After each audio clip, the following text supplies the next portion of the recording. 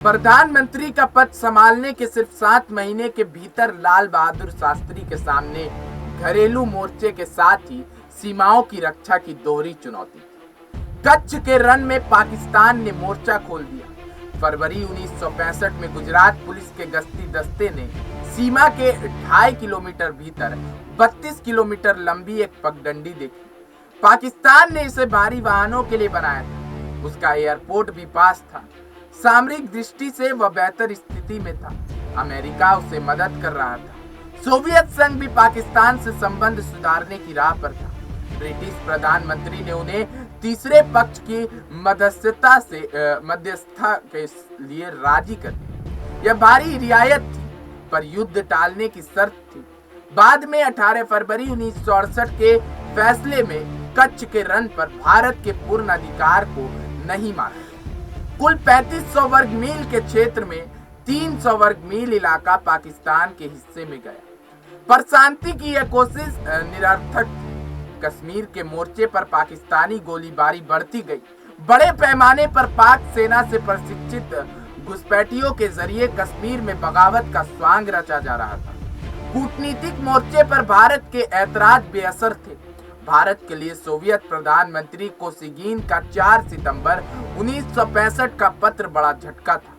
Kosygin ने लिखा, यह समय सही गलत का फैसला करने का नहीं, यह समय सैनिक कार्रवाई को फौरन खत्म करने, टैंकों को रोकने और तोपों को खामोश करने का। अमेरिका का पाकिस्तान की ओर झुकाव चीन के खतरे और सोवियत संघ की बेरुखी के बीच भारत को अपनी धरती और सम्मान दोनों की रक्षा करनी।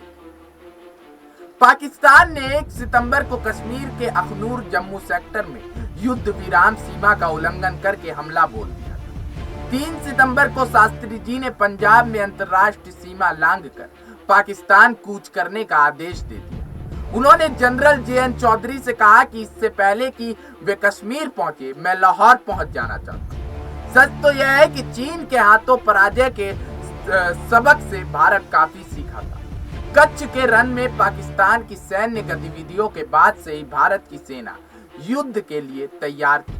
कश्मीर के मोर्चे पर दबाव कम करने के लिए अमृतसर, फिरोजपुर और गुरदासपुर से 3 तरफा हमला किया गया। 2 दिन बाद ही सियालकोट का भी मोर्चा खोल दिया गया। 23 सितंबर 1965 को भारत पाकिस्तान ने युद्ध विराम की घोषणा कर दी।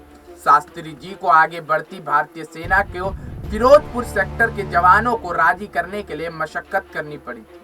उन्हें अंतर्राष्ट्रीय और खासकर अमेरिका के दबाव की जानकारी दी गई थी। इस युद्ध में भारत पाकिस्तान के 470 वर्ग मील और पाक अधिकृत कश्मीर के 270 वर्ग मील इलाके को कब्जे में लेने में सफल हुआ था। पाकिस्तान के कब्जे में भारत का 210 वर्ग मील इलाका गया था। थल सेनाध्यक्ष जनरल JN चौधरी से सवाल हुआ था कि भारतीय सेनाओं की बढ़त धीमी क्यों थी। जनरल का जवाब था कि इस इलाके पर कब्जे के लिए नहीं, पाकिस्तान के हथियार भंडार नष्ट करने के लिए लड़ रहे। वायुसेना अध्यक्ष एयर मार्शल अर्जुन सिंह ने भी इसकी पुष्टि की थी। पश्चिमी कमान के प्रमुख लेफ्टिनेंट जनरल हरबख्श सिंह के मुताबिक लाहौर पर कब्जा सैन्य लक्ष्य में शामिल नहीं था। लाहौर एक बोझ होता। युद्ध हम पर थोपा गया। हम दुश्मन को सबक सिखाने में पूरी तरह सफल रहे। इस जीत के साथ शास्त्री जी का कद बहुत बड़ा हो गया। हालांकि कद में अगर बात करें तो शास्त्री जी छोटे थे, लेकिन इस जीत ने उनकी कद को पूरे वर्ल्ड में जो है ऊंचा कर दिया। उनकी जयकार तमाम देशों में होने लगी। उनकी पुकार पर देश एकजुट। राष्ट्रीय संकट की घड़ी में सारे मतभेद और कमियां दरकिनार थी। खाद्यान्न संकट और अमेरिका की सहायता शर्तों के बीच उन्होंने कहा, बेइज्जती की रोटी से इज्जत की मौत बनी। थाली में सब्जी है तो दाल छोड़ो। हफ्ते में 1 शाम उपवास करो। लोग उससे आगे के लिए तैयार थे। सिर्फ तैयार नहीं, आबादी के बड़े हिस्से में ऐसा करके दिखाया। क्यों? लोगों को पता था कि गरीबी में पला बड़ा उनका नायक उस जिंदगी को सिर्फ जी नहीं चुका, सबसे बड़ी कुर्सी पर रहकर भी जी रहा। उनकी वाणी आचरण एक है। उनका जय जवान जय किसान नारा घर घर गूंजा। अमीर गरीब सब सेवा सहयोग के लिए तन मन धन के साथ। कांग्रेस के लिए त्याज्य और एसएस को युद्ध के समय उन्होंने दिल्ली की ट्रैफिक नियंत्रण व्यवस्था सौंपी। कामराज योजना में मंत्री पद छोड़ने के बाद शास्त्री जी के भोजन की थाली एक सब्जी में सीमित हो गई थी। उन्होंने अपनी मनपसंद आलू की सब्जी खानी छोड़ दी क्योंकि उन दिनों आलू महंगे हो गए थे। दम्भी, बड़बोले और दौलत बटोरने में लगे नेताओं की भीड़ में शास्त्री जी की विनम्रता, कर्मठता, ईमानदारी खुशबू के झोंके जैसी। रोजमर्रा की जरूरतों के लिए जूझती पिसती आबादी आगे के सफर के लिए उसे सांसों में भर लेना चाहती। कुछ शेष था बातचीत की शक्ल में, जिसके लिए तैयार होने का जबरदस्त दबाव था। 20 सितंबर 1965 को सुरक्षा परिषद ने सर्वसम्मति से प्रस्ताव पास किया।